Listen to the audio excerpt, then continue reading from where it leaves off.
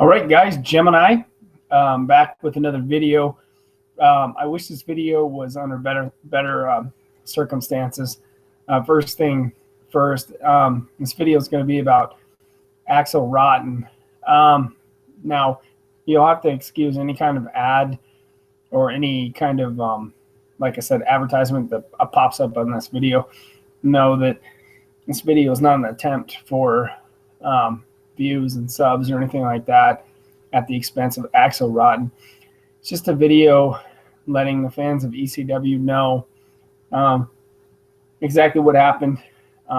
Hit you with a dose of truth on the unfortunate death of Axel Rotten. We have some new information that has come circulating in as of yesterday. Axel Rotten died, and there's some new information. Let me just read this article to you guys from the WWE versus Indies Facebook page. The Baltimore Sun reports that ECW original Axel Rotten died of an accidental overdose, according to the office of the chief medical examiner in Baltimore. The police report said Rotten was found unconscious and not breathing on the bathroom floor of a McDonald's restaurant in the Linthicum neighborhood.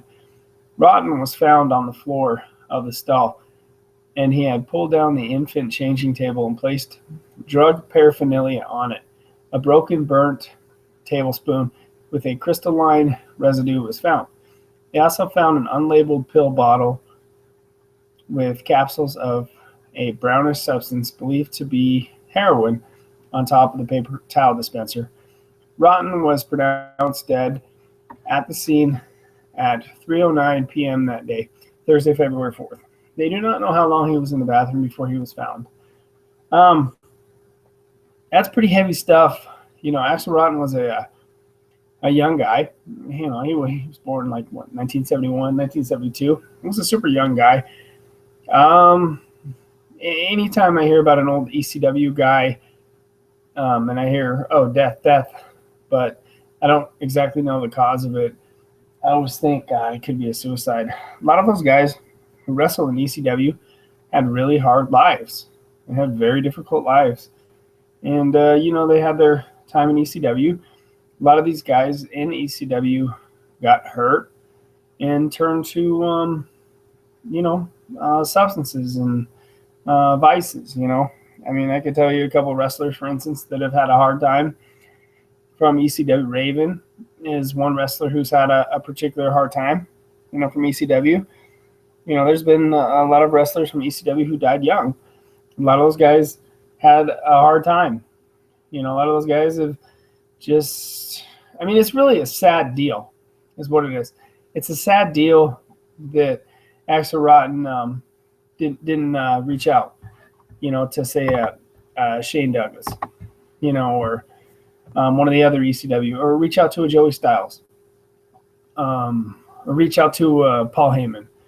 These guys would have taken him in. Paul Heyman, probably if he would have called Paul probably would have brought him to his house or got him into rehab or do what he needed to do. That's the kind of guy Paul Heyman is. Paul Heyman's indebted to those guys from ECW for caring about him so deeply, helping Paul Heyman for so many years. Paul Heyman would have helped him. Joey Styles, is a man of the Lord, a good church-going guy. Joey Styles would have helped him. There's a lot of guys who would have helped Axel Rotten if he would have reached out. And I can tell you another guy who would have helped Axel Rotten in the situation if he would have asked for help would have been DDP. DDP is a saint. DDP could have easily helped this guy. DDP helped Scott Hall. DDP helped Jake the Snake. It's just when you're in that dark place, and the heroin and the drugs and everything, you got to reach out and ask for help. And, it's unfortunate. If this guy reaches out and asks for help, he's probably still with us to this day. So, like I said, it's not that. Oops, I get a phone call, so we'll have to wrap this up. But anyways, I hope you guys enjoy this video. I'm sorry about Axel. You guys have a good day, and thank you for listening.